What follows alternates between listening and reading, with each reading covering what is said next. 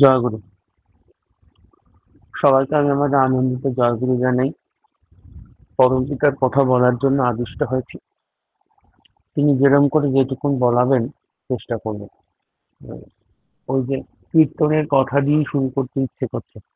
কীর্তনের শেষ পংক্তিটা ছিল না, মানে পিতৃদেব বলছেন যে আমি হতি মূঢ়মতি, না জানি স্তব তুতি ভকতি। সত্যি সত্যিই তাই। আহ, আমি ভীষণই একজন মূঢ়মতি, আর তার টপ ত্রুটি কিছুই জানি না। আর এই বাসনার নল প্রত্যেকটা মুহূর্তে আমার কুড়ে কুড়ে খাচ্ছে। আহ, তার পদে স্থান পাওয়াই আমাদের একমাত্র গন্তব্য। যাই হোক, আমাকে প্রজনন বিদ্যা নিয়ে বলতে বলা হয়েছে। আহ, আজকে তার দ্বিতীয় দিন। আহ, ঠাকুরের একটা বাণী চোখের সামনে আসছিল। আমি সকালেই এই সম্বিতি গ্রন্থ খুললাম। ঠাকুর সেখানে প্রজনন অধ্যায় মানে প্রজনন অধ্যায় বলতে, প্রজা মানেই হচ্ছে প্রকৃষ্ট রূপে যিনি জাত, যিনি প্রকৃষ্ট রূপে জাত, সর্বসম্ভাব্য উদ্বোধনী সার্থকতায়, মানে যিনি প্রকৃষ্টভাবে জাত হয়েছেন, মানে সব দিক দিয়ে সম্ভাব্য উদ্বোধনী সার্থকতায়। আর প্রকৃষ্ট জন্ম পেতে হলেই চাই প্রজনন পরিশুদ্ধি, সর্বসম্ভাব্যতায়, বৈধানিক সংস্কৃতিতে। শেষে ঠাকুরও সে কথা বললেন যে প্রজনন, একজন আর প্রকৃষ্ট জন্ম পেতে হলে চাই এই প্রজনন পরিশুদ্ধি। এই যে মানুষের জন্ম প্রক্রিয়ায় এর একটা শুদ্ধিকরণের প্রয়োজন আছে। আর ঠাকুর বললেন সেই শুদ্ধিকরণটা সর্বসম্ভাব্যতার বৈধানিক সংস্কৃতিতে, যার একটা সঠিক রাস্তা আছে। ঠাকুরও সেই রাস্তা বিভিন্ন ভাবে দেখিয়েছেন। আমি বলার চেষ্টা করছি। আহ, ওই যে আগের দিন বিজ্ঞানের কিছু ভাষায় আমি বলছিলাম যেরকম করে, মানে শুধুমাত্র দুটি পৃথক লিঙ্গের মিলনে একটি প্রাণী দেহ তৈরি হয় বিভিন্ন প্রক্রিয়ার মাধ্যমে। সেই প্রক্রিয়াগুলোর মধ্যে জাইগোট প্রক্রিয়া রয়েছে, মিয়োসিস প্রক্রিয়া রয়েছে, এইরকম নিউক্লিয়াস, ক্রোমোজোম, এই সব কিছুর মাধ্যমে একটা প্রাণী দেহ তৈরি হচ্ছে। কিন্তু এই যে প্রাণী দেহটা যে তৈরি হবে, একটা নতুন প্রাণ তৈরি হবে, আমাদের শরীরে অনেক রকম বডি সিস্টেম আছে। তার মধ্যে এটা কোন, মানে কিভাবে তৈরি হয়, বলা হয় যে আমাদের শরীরে 9 রকম বডি সিস্টেম আছে।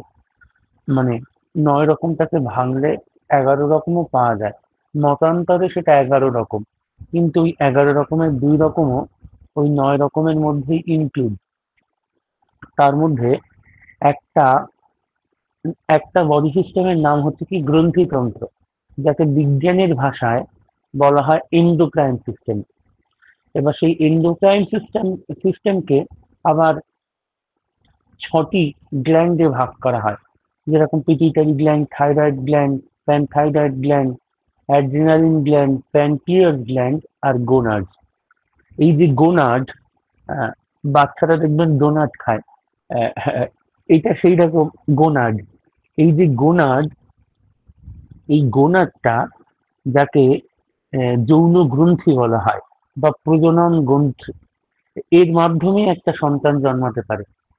এই মানুষের শরীরের এই যে গ্রন্থিটা, এই গ্রন্থির মাধ্যমেই একটা সন্তান, ছেলে হোক মেয়ে হোক যাই হোক, সে জন্মাতে পারে এই গ্রন্থির মধ্যে দিয়ে। বিজ্ঞান বলছে যে গোনাড হচ্ছে কি একটা যৌন গ্রন্থি বা প্রজনন গ্রন্থি। এটি একটি মিশ্র গ্রন্থি বা যৌন অঙ্গও বলা যেতে পারে, যা একটি জীবের গ্যামেট এবং যৌন হরমোন তৈরি করে। যে গ্যামেট তৈরি করে, গ্যামেটটা কি? গ্যামেট একটা গ্রিক শব্দ। মানে গ্যামেটই গ্রিক শব্দ থেকে গ্যামেট শব্দটা এসেছে। মানে গ্যামেট হচ্ছে কি একটা প্রজনন কোষ, যাকে যৌন কোষও বলা হয়। যেরকম আগের দিন বলছিলাম না, মিয়োসিস একটা কোষ বিভাজনের প্রক্রিয়া, সেই সেই প্রক্রিয়ায়। আর গ্যামেট হচ্ছে কি একটা কোষ। এই যে কোষ, এই এই কোষ যা যৌন হরমোন তৈরি করে। একজন একজন মহিলা প্রজননের কোষ হলো ডিম কোষ বা ডিম্বাণু, আমরা সবাই জানি। আর পুরুষের হচ্ছে কি শুক্রাণু, যাদের মিলনের ফলে একটি সন্তান তৈরি হয়। সেটা কিভাবে? আবার এই যে শুক্রাণু তৈরি হয়, ত্রিগোনাড ডিম্বকোষ তৈরি করে। এই উভয় গ্যামেট, এই গ্যামেট মানে তো প্রজনন কোষ, মানে গোনাড হচ্ছে কি প্রজনন কোষ তৈরি করে, মানে গ্যামেট তৈরি করে। গোনাডের মাধ্যমে এই গ্যামেট তৈরি হয়। আর গ্যামেটটা হচ্ছে কি একটা প্রজনন কোষ, যেটা এই গ্যামেটই আবার হ্যাপ্লয়েড কোষ। এইরকম আহ, বিজ্ঞানের একটা মানে হ্যাপ্লয়েড কোষ। হ্যাপ্লয়েড কোষটা কি, খুব সহজে যদি বাংলায় বলা যায়, হ্যাপ্লয়েড হচ্ছে কি যে গ্যামেটে পাওয়া যায় এইরকম একজোড়া মানে ক্রোমোজোমের সেটের সংখ্যা। আগের দিন বলছিলাম না, ক্রোমোজোম আমাদের কোষের মধ্যে থাকে, ওই নিউক্লিয়াসের মধ্যে যা থাকে সেটা হচ্ছে কি ক্রোমোজোম। আবার এই হ্যাপ্লয়েডটা এই গ্যামেটে পাওয়া ক্রোমোজোমের সেটের সংখ্যা। যেহেতু যৌন প্রজননের সময় দুটি গ্যামেট অগত্যা একত্রিত হয়, সেই একটি একক জাইগোট তৈরি করে।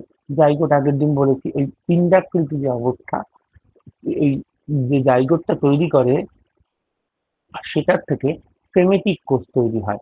সেই সেমেটিক কোষ তৈরি হয়। আর সুস্থ গ্যামেটগুলি সর্বদা সেমেটিক কোষে পাওয়া যায় এই ক্রোমোজোমের সেটের সংখ্যা। এই হ্যাপ্লয়েড কোষ, এই যে হ্যাপ্লয়েড আর মনোপ্লয়েড, এই দুটির মাধ্যমে এই দুটির মাধ্যমেও সন্তান প্রক্রিয়া হয়। একটা ছবি আছে, আহ, সেই ছবিটা হ্যাপ্লয়েড আর মনোপ্লয়েডের ছবি। আহ, এর মাধ্যমে হচ্ছে কি আহ, একটা সন্তান জন্ম নিতে পারে। এই হ্যাপ্লয়েড আর মনোপ্লয়েডটা এইরকম যে বেশ কিছু নাম্বারিং করা আছে হ্যাপ্লয়েড আর মনোপ্লয়েডের মধ্যে, 1 থেকে 9 পর্যন্ত নাম্বারিং করা এই হ্যাপ্লয়েড আর মনোপ্লয়েডটা। মানে একটি হ্যাপ্লয়েড মানে জীব মানে বাম দিকে থাকে, আর ডিপ্লয়েড হচ্ছে কি জীব বাম দিকে থাকে। এইরকম করে মানে এই পদ্ধতিতে মেনলি সন্তান জন্ম হয়। শ্রীশ্রী ঠাকুরের কাছে জিজ্ঞেস করা হয় কিভাবে সন্তান ঠাকুর তখন বলতেন যে পুং বীজাণু ও তার বৈশিষ্ট্য যেমনতর, স্ত্রী বীজাণুর বৈশিষ্ট্য ধাতু ও প্রকৃতি, সেখানে তৎপরিপোষণে যেমন উদ্গম বা অবগম হয়, সেখানে তেমনি শত স্বাভাবিক। এই যে পুং বীজাণু আর তার বৈশিষ্ট্য যেমনতর, স্ত্রী বীজাণুর বৈশিষ্ট্য ধাতু আর প্রকৃতি, সেখানে তৎপরিপোষণে এইরকম করে। এই যে পদ্ধতিটা হ্যাপ্লয়েড আর মনোপ্লয়েড যে ছবিটা হচ্ছে কি প্রেজেন্ট করা হয়েছে, এই হ্যাপ্লয়েড আর মনোপ্লয়েডের বেশ কিছু নাম্বার আছে। এই পদ্ধতিতে বিজ্ঞান বলছে একটা সন্তান জন্ম নেয়। একটি হ্যাপ্লয়েড জীব বাম দিকে থাকে, আর ডিপ্লয়েড জীব ডান দিকে থাকে। মানে 2 নাম্বার আর 3 নাম্বার, এই যে নাম্বারিং করা রয়েছে। হ্যাপ্লয়েড হচ্ছে কি ডিম্বাণু এবং শুক্রাণু, যথাক্রমে প্রভাবশালী বেগুনি জিন এবং রেসেসিভ ব্লু জিন বহন করে। এই গ্যামেটগুলি জীবাণু লাইনের কোষগুলির সরণ মাইটোসিস দ্বারা উৎপাদিত হয়। 4 এবং 5, হ্যাপ্লয়েড শুক্রাণু এবং ডিম্বাণু যথাক্রমে রেসেসিভ ব্লু জিন এবং প্রভাবশালী বেগুনি জিন বহন করে। এই গ্যামেটগুলি, ওই যে গ্যামেট যেটাকে প্রজনন কোষ বলছিলাম, সেই এই প্রজনন কোষগুলি মিওসিস দ্বারা উৎপাদিত হয়। মানে ওই পিণ্ডাকৃতি যে অবস্থা, যখন একটি শুক্রাণু ডিম্বাণুতে যখন মিলিত হয়, যে পিণ্ডাকৃতি অবস্থা, সেই মিওসিস প্রক্রিয়া দ্বারা উৎপাদন হয়, যা ডিপ্লয়েড জীবাণু কোষে ক্রোমোজোমের সংখ্যা অর্ধেক করে। হ্যাপ্লয়েড জীবের স্বল্পস্থায়ী ডিপ্লয়েড অবস্থা, লিঙ্গের সময় দুটি হ্যাপ্লয়েড গেমেটের মিলনের ফলে উৎপন্ন একটি জাইগোট অবস্থা। ঠিক এই পদ্ধতিতে এইরকম 8, 9 পর্যন্ত এই যে এইভাবেই একটা সন্তান জন্ম নিতে পারে, মানে বিজ্ঞান তাই বলছে। কিন্তু গর্ভোপনিষদ বলে একটা উপনিষদ আছে, আমি আগের দিনও সেই উপনিষদের কথা বলছিলাম। উপনিষদ হচ্ছে কি মহর্ষি পৈপল্লাদের লেখা। এটি কৃষ্ণ যজুর্বেদের অন্তর্গত একটা উপন্যাস, এই উপনিষদ। এই উপনিষদে খুব স্পষ্ট করে বলা হচ্ছে এই যে সন্তান জন্ম নেবে, তার দিনক্ষণ কেমন হবে, গ্রহ নক্ষত্রের অবস্থান কেমন হবে, সেই সব কিছুই কারণ আহ, আহ, বিজ্ঞান তো আছেই, সঙ্গে তার একটা গ্রহ নক্ষত্রের অবস্থান থাকে। সেখানে এই যে ব্যবহারিক শাস্ত্র বা জ্যোতিষ শাস্ত্র মতে একটা খুব শ্লোক আছে, সংস্কৃত একটা উল্লেখযোগ্য শ্লোক আছে। সেই শ্লোকে বলা হচ্ছে যে সৌরশত্রু নিশা ত্রিনাং তাসু যুগ্মাসু সম্বিশেষ।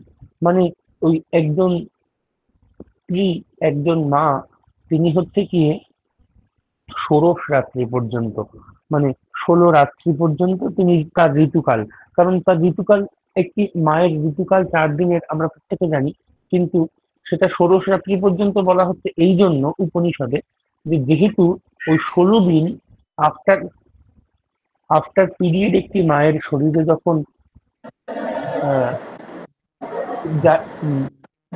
ওই ডিম্বকোষ তৈরি হয়, যেটার মাধ্যমে সে সেই সন্তান জন্ম দিতে পারে। ওই একটি মানুষের, একটি মা ঋতুবতী হওয়ার পর তার শরীরে যে ডিম্বকোষ জন্মায়, সেই ডিম্বকোষের স্থায়িত্ব সেই মায়ের শরীরে 16 দিন। তাই উপনিষদ বলছে সেই ষোড়শ রাত্রি পর্যন্ত সেই মায়ের ঋতুকাল। আরো বলা হয়েছে যে যুগ্ম দিবসে যদি পুরুষ গ্রহ পুরুষ গ্রহ মানে যুগ্ম দিবসের যে পুরুষ গ্রহগুলো, অর্থাৎ রবি, মঙ্গল, বৃহস্পতি আর রাহু, এই সমস্ত যে বারগুলো, মানে রবিবার, মানে রবি যে গ্রহ, সেই রবি গ্রহর, আমাদের তো 9টা গ্রহ, কিন্তু 9টা গ্রহের উদ্দেশ্যে 7টা বার, এক একটা বারের এক একটা গ্রহের উদ্দেশ্যে এক একটা বার ডেডিকেট করা। সেই রকম এই যে রবি, মঙ্গল, বৃহস্পতি আর রাহু, এই সূচিত যে বারগুলো, এই বারগুলো দক্ষিণ নাসায় পিঙ্গলায় স্বাভাবিক শ্বাস বহনকালী সময় যদি গর্ভসঞ্চার হয়, তাহলে উপনিষদ বলতে পুত্র সন্তান হবে। এই যে পিঙ্গলা, আর হচ্ছে কি, একটা পিঙ্গলা আছে আর একটা ইরা। আমাদের শরীরে দেখবেন দুটো নাক, আমরা শ্বাস গ্রহণ করি দুটো নাক দিয়েই, কিন্তু কখনো কখনো আমাদের ডান নাক দিয়ে শ্বাস বেশি পড়ে, কখনো কখনো বাঁ নাক দিয়ে শ্বাস বেশি পড়ে। আমাদের ডান নাক দিয়ে যখন শ্বাস প্রশ্বাস চলে, সেটাকে শাস্ত্রীয় ভাষায় বলছে পিঙ্গলা। আর আমাদের বাঁ নাক দিয়ে যখন নিঃশ্বাস প্রশ্বাস অনবরত প্রবাহিত হয়, তখন সেটাকে ইরা। আহ, এই যে এই যে দিবারাত্রির যে প্রভেদ, এই প্রভেদটাও কিন্তু ইরা আর পিঙ্গলার উপর ডিপেন্ড করে। আমরা যখন নাম ধ্যান করি, তখন বলছে ইরা আর পিঙ্গলার যে যুগ্মাবস্থা, মানে আমাদের দুই নাকের কোনো নাক দিয়েই, আহ, আমরা যখন নাকের নিচে আঙুল দিয়ে যদি দেখি, যে দিনের বেলা, মানে যোগ শাস্ত্র বলছে একটা মানুষের শরীরে দিনের বেলা ডান নাক দিয়ে শ্বাস প্রশ্বাস চলা উচিত, মানে ডান নাক দিয়ে, মানে নিঃশ্বাস ত্যাগ হওয়া, যেটাকে আমরা প্রশ্বাস বলি। হ্যাঁ, আমরা প্রশ্বাস ত্যাগ করি। হ্যাঁ, এই যখন নিঃশ্বাস আমরা ত্যাগ করি, সেইটা হচ্ছে কি দিনের বেলা ডান নাক দিয়ে হওয়া উচিত, আর যখন সন্ধ্যা হয় সন্ধ্যার পর থেকে বাঁ নাক দিয়ে হওয়া উচিত। উপনিষদ বলছে এই যুগ্ম দিবস সূচিত করে যখন দক্ষিণ নাসায় পিঙ্গলায় স্বাভাবিক শ্বাস বহনকারী, মানে ডান নাক দিয়ে শ্বাস বহনকারী গর্ভসঞ্চার হয়, তখন পুত্র সন্তান হবে। আর অযুগ্ম দিবসে ত্রিগ্রহ, অর্থাৎ চন্দ্র, শুক্র আর কেতু, এই সমস্ত যে গ্রহগুলো, এইগুলো সূচিত যে বার, আহ, খুব সম্ভবত শনিবার, বৃহস্পতিবার, শনিবার, শুক্রবার, এই যে বারগুলো, এই বারগুলোতে গর্ভধারণের সময় নাসায়, অর্থাৎ ইরায় শ্বাস বহনকালে, মানে বাম নাক দিয়ে শ্বাস বহনে, এই সময় যদি কি স্ত্রী পুরুষ সঙ্গম করেন, তাহলে গর্ভ সঞ্চার হয়। তখন উপনিষদ বলছে সেটা কন্যা সন্তান হবে। এটাও কিন্তু ওই ক্রোমোজোমের ব্যাপার, ওই যে ক্রোমোজোমের এক্স ওয়াই এর যে মিলন, তার মধ্যে দিয়ে যে সন্তান হচ্ছে, এটা উপনিষদের ভাষায় ইরা আর পিঙ্গলা বলা হচ্ছে। এই যে শ্বাস বহনে গর্ভসঞ্চারী যখন সন্তান হবে তখন কন্যা হবে। আর জাপ তিলক মতে, জাপ তিলক একজন উপনিষদ, তিনি অন্য অন্য একজন বেদজ্ঞ পুরুষ। সেই জাপ তিলক তিনি বলছেন যে গর্ভধারণের সময় বৃহস্পতি এবং রবি গ্রহ যখন ধনু রাশিতে যুগ্মাবেশে থাকে, তখন তাদের প্রতি বুধের দৃষ্টি থাকে। আর এই রকম যখন হয়, তখন যমজ সন্তান হয়। ওই আগের দিনই বলেছি, যখন একটি ই, এ, মায়ের শরীরে জাইগোট তৈরি হয়ে যায় বা জাইগোট তৈরি হওয়ার আগে, মানে পিণ্ডাকৃতি অবস্থা তো জাইগোট তখন তৈরি হয় যখন একটি ডিম্বাণুতে শুক্রাণু মিলিত হয়। কিন্তু তার যে আগের প্রক্রিয়া, যখন একটি ঋতুবতী মা তার ঋতু 4 দিন পরে তার শরীরে ডিমকোষ তৈরি হয়েছে, সেই ডিমকোষ যখন গর্ভস্থ চাপের উত্তাপে দ্বিবিভক্ত হয়, সেই দ্বিবিভক্ত হওয়ায় হচ্ছে কি পুরুষ শুক্রাণু যথাক্রমে দুটোতে যদি মিলিত হয় তাহলে যমজ সন্তান হয়। এখানে বলছে সেই যে অবস্থাটা, সেটা হচ্ছে কি বৃহস্পতি এবং রবি গ্রহ যখন ধনু রাশিতে যুগ্মাবেশে থাকে, তখন তাদের প্রতি বুধের যখন দৃষ্টি থাকে, যে বুধ গ্রহ দৃষ্টি থাকে, তখন যমজ পুত্র হয়। আর যে মীন রাশি, আমরা জানি যে আহ, সাতটার আর খুব সম্ভবত 9টা রাশি আছে, সেই 9টা রাশির মধ্যে মীন রাশিতে যখন যুগ্মা বংশে যদি শুক্র এবং চন্দ্র থাকে, তাহলে যমজ কন্যা সন্তান হবে। এইরকম করে উপনিষদে বলা হয়েছে। কিন্তু এই যে পুরুষ প্রকৃতির যে মিলন, যার মধ্যে দিয়ে একজন সন্তান পৃথিবীতে আসছে, সেটা কিভাবে? ভারতীয় দর্শন, খুব সম্ভবত সাংখ্য দর্শন, সাংখ্য দর্শনে একটা কথা বলা হচ্ছে। সাংখ্য দর্শনে পুরুষের একটা ডেফিনেশন দেয়া হয়েছে। একটা সাংখ্য দর্শনে বলছে যে পুরুষেতে ইতি পুরুষ, মানে পুরুষের যে বৈশিষ্ট্য, সেটা হবে পুরুষ হচ্ছে কি জ্ঞান স্বরূপ, বিবেকী এবং অপ্রসবধর্মী। পুরুষের যে বৈশিষ্ট্য, একটা পুরুষ কখনো গর্ভবতী হতে পারে না।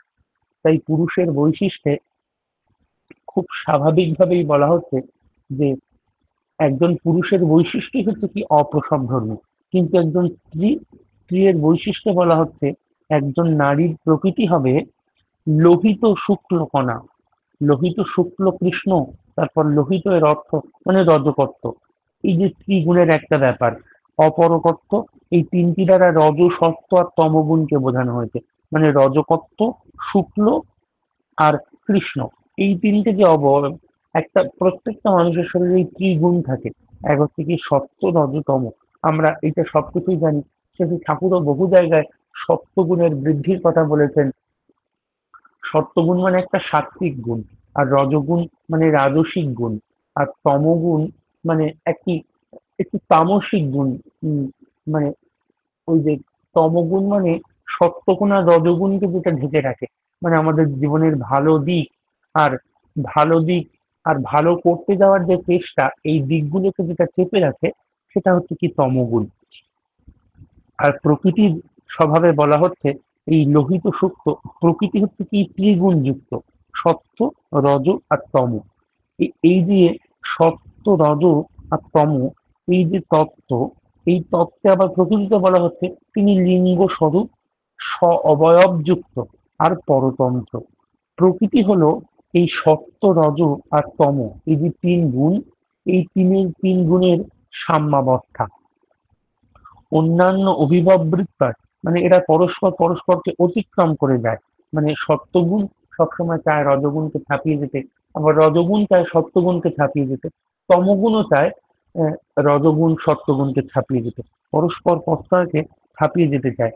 এই যে নারীর বৈশিষ্ট্যে আরো একটা কথা বলা হচ্ছে, এই যে গুণত্রয় যখন অভিভব বৃত্তি হয়, অন্যান্য আশ্রয় বৃত্তি পরস্পরকে আশ্রয় করে, এবং অনন্য জনন বৃত্তি। একটি নারীর বৈশিষ্ট্য হচ্ছে কি, তারা পরস্পর মিলিত হতে চায়। মিলিত হতে শুধুমাত্র নারী চায় না, একটি পুরুষও চায়।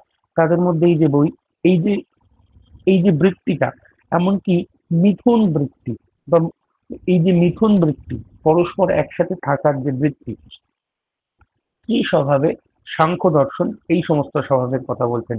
কিন্তু ঠাকুর একটা কথা বলছেন যে বাপ মা ঠিকভাবে যদি চলে, তাহলে ছেলের বৈশিষ্ট্য আপনা থেকেই গজিয়ে ওঠে, চরিত্র হয়ে ওঠে অটুট। তা না হলে সুরতের টান বিপর্যস্ত হয়ে এক একজন হয়ে দাঁড়ায় চোর ডাকাত। কিন্তু ঠাকুরে কিন্তু বহু ভাবে বলেছেন, ওই যে আহ, আগে পিতায় শ্রদ্ধা মায়ের টান, সেই ছেলে হয় সাম্য প্রাণ। একটা সাম্য প্রাণ হতে গেলে খুব স্বাভাবিকভাবেই ঠাকুর বলছেন বাপ মা যদি সঠিকভাবে চলে, তবে ছেলের বৈশিষ্ট্য আপনা আপনি গজিয়ে উঠতে পারে। চরিত্র গঠন হয় অটুট। সেই ছেলের চরিত্র গঠন অটুট হয়। আর তা যদি না হয় তাহলে সুরতের টান বিপর্যস্ত হয়ে এ, বিপর্যস্ত হয় এবং এক একজন হয়ে দাঁড়ায় চোর ডাকাত। এই যে সুরতের টান, ঠাকুর যে সুরতের টান বললেন, এই সুরতের টান বলতে ঠাকুর তার শব্দরত্ন কোষে সুরত শব্দের ব্যাখ্যা দিচ্ছেন। ঠাকুর বলছেন সুরত মানে হচ্ছে কি তাই যেটা হচ্ছে কি সত্তার আদিম সম্বেগ। এই সত্তার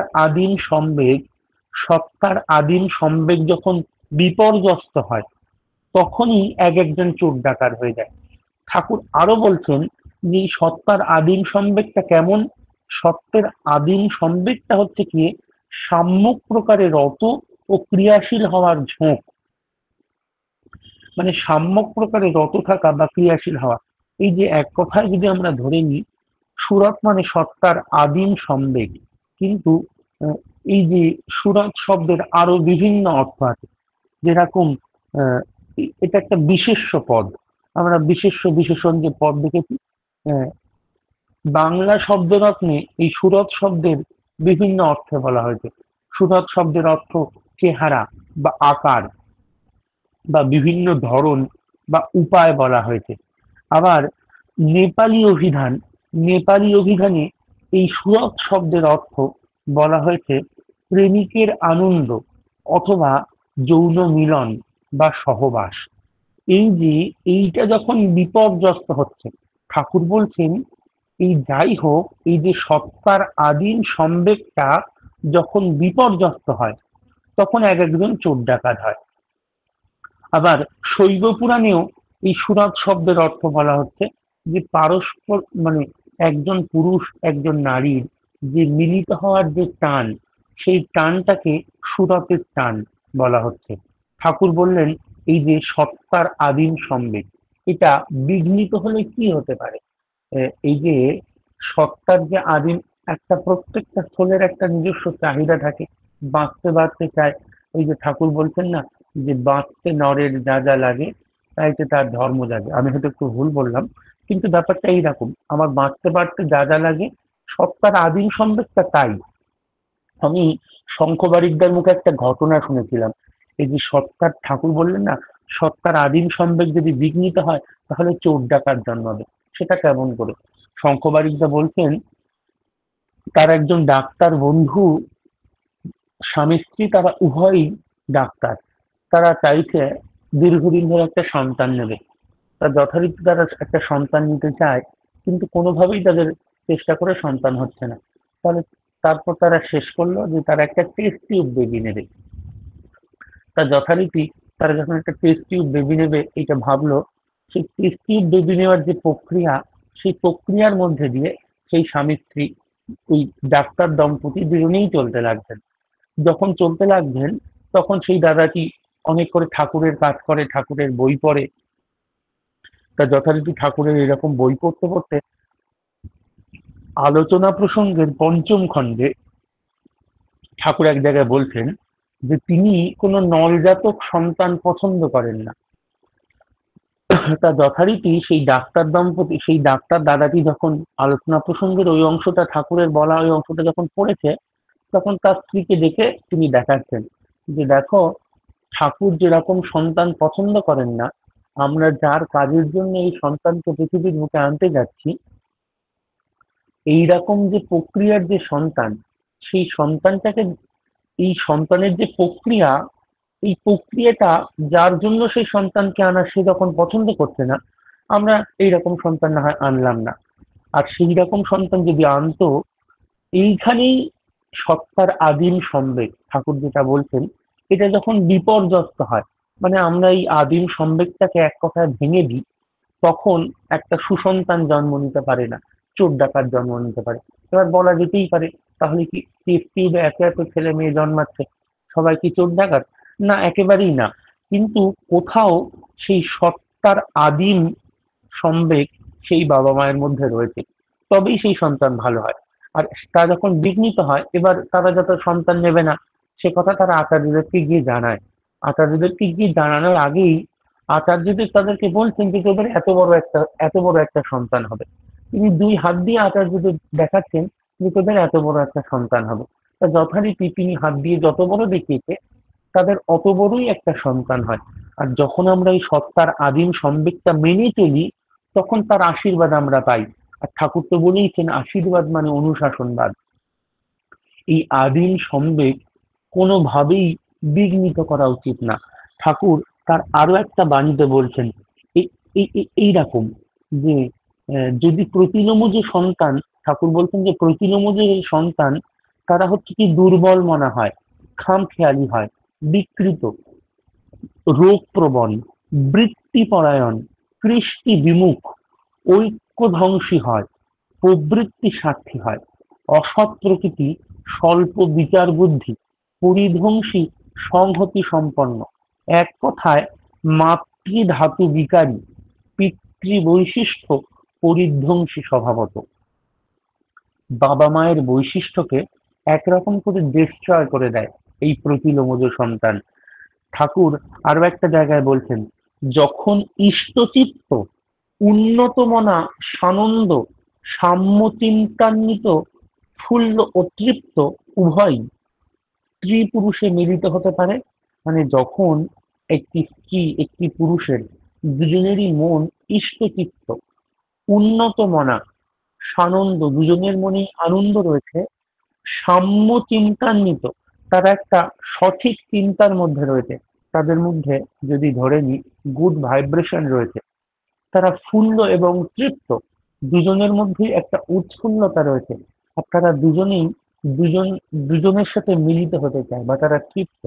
এইরকম উভয় স্ত্রী পুরুষ যখন মিলিত হতে পারে সন্তানের জনক জননী হওয়ার আশাই এতে সমাধি।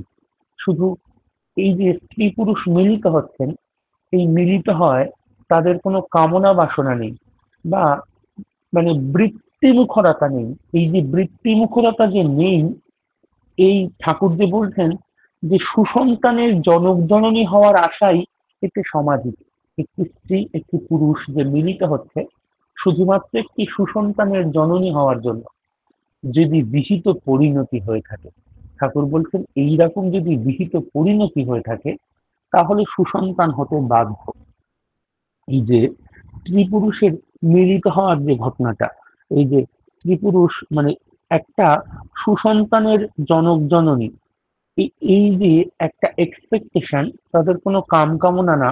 ঠাকুর বললেন না কাম কামনার দ্বার হতে জন্ম, এইরকম আগের দিনই বলছিলাম যে মলমূত্রের মাঝখানে তোর জন্ম নিবার দ্বার, বিনা শ্রেয় অনুরাগে কি পাবি উদ্ধার। মানে এই যে প্রবৃত্তি পরায়ণতা, এই প্রবৃত্তি পরায়ণতা থেকেই আমাদের জন্ম, কিন্তু বিনা শ্রেয় অনুরাগে কখনোই উদ্ধার পাওয়া সম্ভব না। শ্রী ঠাকুর এইরকম করে বললেন। তাই এই যে বাৎসায়নের একটা কামসূত্র আছে, এরকম বহু বহু শাস্ত্রীয় মত আছে। সেইখানে খুব স্বাভাবিকভাবেই বলা হচ্ছে যে একটি স্ত্রী একটি পুরুষ যখন মিলিত হবে, এটা হচ্ছে কি শুধুমাত্র তাদের শারীরিক চাহিদা নিয়ে না, শুধু এখানে খুব স্বাভাবিকভাবেই সেই বাৎসায়ন তিনি বলছেন যে ইন্দ্রিয় জয়ে যারা সক্ষম, যারা ইন্দ্রিয়কে জয় করতে পেরেছে, তারাই সেই রকম একটি পুরুষ আর স্ত্রী, তারাই মিলিত হতে পারে, তবে একজন সুসন্তান হতে পারে। সংক্ষেপে বলতে গেলে বুদ্ধিমান ও জ্ঞানী ব্যক্তি ধর্ম অর্থের অধিকারী হলে কামের অধিকারী হবে। এজন্য তাদের কামনা বাসনা কৃতদাসত্ব করতে হবে না। তিনি স্পষ্টতই বলছেন যদি দুটি মানুষের মধ্যে জ্ঞান থাকে, বিদ্যা থাকে, তাহলে তাদের কামনা বাসনার কৃতদাসত্ব করতে হবে না। তারা যাই করবে তাতেই তাদের সাফল্য পেতে হবে, তাদের সাফল্য হতে পারে। এইরকম ঠাকুরের বহু বলা আছে, শাস্ত্রীয় বহু আচার আছে, যার মাধ্যমে মানে কিভাবে একটি সুসন্তান হতে পারে।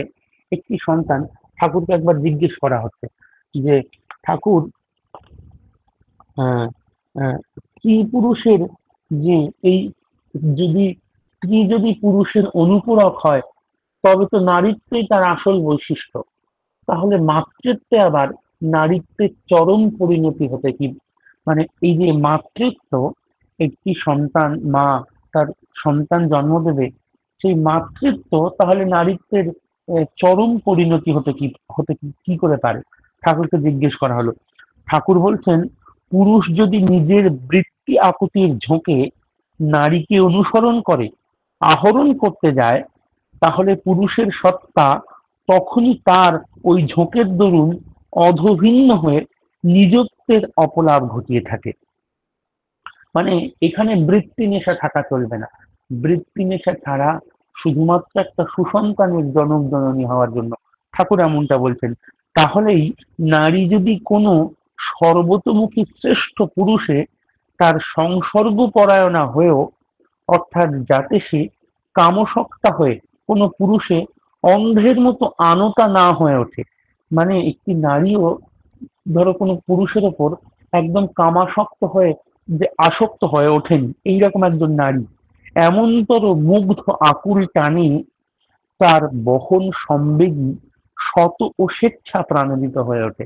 ঠাকুর এই যে একটি পুরুষের মধ্যে কোনো কাম কামনার টান নেই, একটি স্ত্রীর মধ্যেও কোনো কাম কামনার টান নেই, তাদের মধ্যে ঠাকুর বলছেন এই যে টানটা, এটা একটা মুগ্ধ আকুল টান। এই যে মুগ্ধ আকুল টান, সেই টানটা একটা সম্বেগকে বহন করে, শত ও স্বেচ্ছ প্রাণোদিত হয়ে ওঠে। তবে সেই নারী, সে পুরুষে তার নারীত্বকে, অর্থাৎ সংবর্ধনকারী নৃত্যকে সার্থক করে তোলে। এইরকম করে ঠাকুর বলেননি এইরকম কিছু নেই। এই যে একটি সন্তানের জননী হয়, আবার ঠাকুর বলছেন সহজভাবে পুরুষ যদি আপ্রাণ ইষ্টানুরাগী না হয়ে থাকে, এমনতর পুরুষের কৌমার্য যে পুরুষের সত্তাকে অনেকাংশই অবজ্ঞা করে থাকে। মানে পুরুষ যদি ইষ্টানুরাগী না হয়, তাহলে পুরুষের যে পৌরসত্ব, ঠাকুর সেটাকে সন্দেহের মুখে দাঁড় করাচ্ছেন। আর ঠাকুর বলছেন যে সর্ব উন্মুখতা তার কেমন ধীরে ধীরে নিথর হয়ে যেতে থাকে, সত্তার চলৎশীলতা জীবনেই কেমন শুকিয়ে যেতে থাকে। এইরকম যদি ইষ্টমুখী চলন না থাকে, তাহলে তাদের কখনো সুসন্তান হওয়া সম্ভব না। ঠাকুরকে আরো একবার একটা কথা জিজ্ঞেস করা হলো, আমি এই অংশটা বলেই শেষ করব। ঠাকুরকে জিজ্ঞেস করা হলো যে, আচ্ছা আপনার এই যে অনুভূতি থেকে নারী পুরুষের যে মিলন হয়, এই নিয়ে যে সমাজের উদ্ভব হয়, যেহেতু একটি স্ত্রী পুরুষের মিলনে একটি সন্তান ও একটি কন্যা হয়, যার থেকেই সমাজ, তার আদর্শটা কি? ঠাকুরকে জিজ্ঞেস করা হলো, এই যে একটি নারী একটি পুরুষ মিলিত হবে, মিলিত হয়ে যে একটা সন্তান জন্ম দেবে, এর একটা আদর্শ থাকবে তো, এর আদর্শটা কি?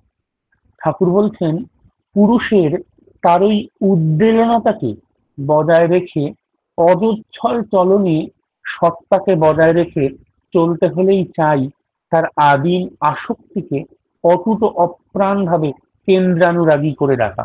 ওই যে ঠাকুর বলছেন যে সুরত মানে হচ্ছে কি, সেই সত্তার আদিম সম্বেগ। শ্রী ঠাকুর সেই একই কথা এখানেও বললেন, সত্তাকে মানে অজচ্ছল চলনে একটি পুরুষকে চলে তার আদিম আসক্তিকে অটুট অপ্রাণ ভাবে কেন্দ্রানুরাগী করে রাখা। ঠাকুর বলছেন এই সুরতের টান যখন বিপর্যস্ত হয়, তখনই হচ্ছে কি একটি চোর ডাকার জন্ম নেয়। ঠাকুর তাই বলছেন এই যে সুরতের টান বা সত্তার আদিম সম্বেগকে যদি কেন্দ্রায়িত করা যায়, তাহলে কেন্দ্রায়িত হলে ওই উদ্বেল মুখর পুরুষত্বকে শত ও সর্বতভাবে বহন করে। যখন সত্তার আদিম সম্বেগ কেন্দ্রায়িত হয়, তখন ওই পুরুষত্বকে ঠাকুর বলছেন শত সর্বতভাবে বহন করে। তখন স্তুতির ভেতর দিয়ে সুস্থ স্বাস্থ্য থেকে বৃদ্ধিতে উজ্জ্বলিত করে, বিস্তারে অঢেল করে রাখা যায়। তাই পুরুষের বৈশিষ্ট্যকে আরোতর ক্রিয়াশীল পর্যাপ্ত করার রকমে তার শিক্ষা, সেবা, চাল চলন, আচার ব্যবহার ইত্যাদি হওয়া উচিত। আর নারীর তার বৈশিষ্ট্যকে অমন্তর করেই শিক্ষা, সেবা, চাল চলন, আচার ব্যবহার ইত্যাদির পুরুষের অনুপূরক বাহক, ত্রুটির ভেতর দিয়ে তাকে বৃদ্ধিতে অনুপ্রাণিত করে তদনুযায়ী বাস্তব দক্ষ চলনে উদ্দীপ্ত করে। আর এই উদ্দীপ্ত করতে পারে এইরকম যখন একজন পুরুষ নারী হয়ে ওঠে, তার থেকে ঠাকুর বলছেন একটি সুসন্তানের জন্ম হতে পারে। এইরকম যখন আমরা করতে থাকি, এইরকম যখন একটা সুসংগত চলন, সুসংগত চলন যখন হয়, ঠাকুর তো বলছেন প্রজনন মানে হচ্ছে কি তাই যা হচ্ছে কি প্রকৃষ্ট রূপে জাত, একটা সঠিক নিয়মের মধ্যে দিয়ে সে সন্তান জন্মাবে। ঠাকুর এও বললেন যে সর্বসম্ভাব্য উদ্বোধনী সার্থকতায়, সেটা হচ্ছে কি একটা উদ্বোধনী, সেখানে বাঁচাবার আর টান থাকবে। আর প্রকৃষ্ট জন্ম পেতে হলেই তাই প্রজনন পরিশুদ্ধি, এই পরিশুদ্ধিটাই আমাদের প্রয়োজন। মানে একটি স্ত্রী একটি পুরুষ দুজন কোনো কামনা বাসনা নিয়ে মিলিত হবে না। ঠাকুর যেমনটা বলছেন, তাদের একটা চাহিদা থাকবে যে তারা একটা সুসন্তানের জননী হতে পারে। এই যে তাদের চাহিদা, এই চাহিদা থেকেই ঠাকুর বলছেন যে একটি সুসন্তান হতে পারে, তার মধ্যে দিয়েই একটি সুসন্তান হওয়া সম্ভব। এইরকম বহু শাস্ত্রীয় আচার আছে, বহু আচার আছে, বহু পৌরাণিক বিধি আছে। এখন দেখবেন খুব স্বাভাবিকভাবে মায়েদের ৭ মাসের যে অনুষ্ঠান হয়, সেটাকে একটা ইংরেজি তকমা লাগিয়ে দেওয়া হয়েছে যে বেবি শাওয়ার। খুব স্বাভাবিকভাবে বলে না যে বেবি শাওয়ার, কিন্তু এটা যে সাধভক্ষণের অনুষ্ঠান, তার কিছু শাস্ত্রীয় আচার থাকে। এমনকি এই যে মায়েদেরকে সাধ খাওয়ানো হয়, তার গর্ভস্থ সন্তান কেমন হবে বা তার যে চাওয়া পাওয়া, আহ, আগের দিন বলছিলাম না যে উপনিষদে বলছে এই ৭ মাসে একটি মাকে হৃদয়া বলা হয়, কারণ একটা সন্তানের হৃদয় তৈরি হয়ে যায় তার মানসিক, তার এক্সপেকটেশন পূরণের জন্য। শুধু মায়ের না, তার গর্ভস্থ সন্তানের এক্সপেকটেশন পূরণের জন্য সেই মাকে সাধভক্ষণ করানো হয়। তার ইংরেজি তকমা দিয়ে দিয়েছি আমরা বেবি শাওয়ার। তাতে কেক কাটা, বেলুন ফোলানো, আরো অনেক অনেক বিধি হয়। যাই হোক, আমার সময় শেষ। আহ, আমি পরের দিন যে সন্তান কেমন রকম হয়, সন্তান কত প্রকার হয়, পুত্রের কত প্রকার হয়, যাজ্ঞবল্ক্য সংহিতাতে যাজ্ঞবল্ক্য কি বলেছেন আমি বলার চেষ্টা করব। আচার্যদেব বলেন অপরের মঙ্গল কামনায় নিজে মঙ্গলে প্রস্তুত। আপনারা ভীষণ ভীষণ ভালো থাকবেন, তার পথে যেন আমরা সবাই চলি আর তার নিয়ম নীতি অক্ষরে অক্ষরে পালন করি। তাহলে নিজেদেরও ভুল হবে না, আর যে ভবিষ্যৎ সন্তান আসবে তারও কখনো ভুল হওয়া সম্ভব না। জয় গুরু।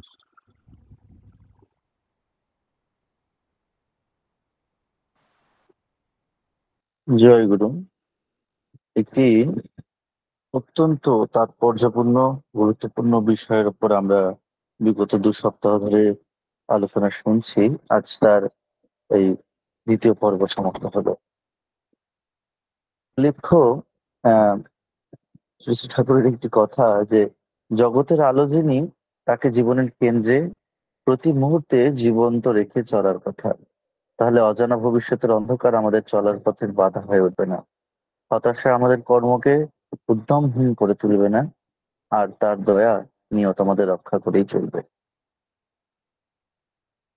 এই জীবনের যে টুকগুলি তিনি দিলেন আমাদের বাঁচা বাড়ার জন্য, আমাদের সুকেন্দ্রায়িত হবার জন্য, নিয়ন্ত্রিত করবার জন্য নিজেদেরকে, সেই বিষয়গুলির প্রতি যদি আমরা নিজেদেরকে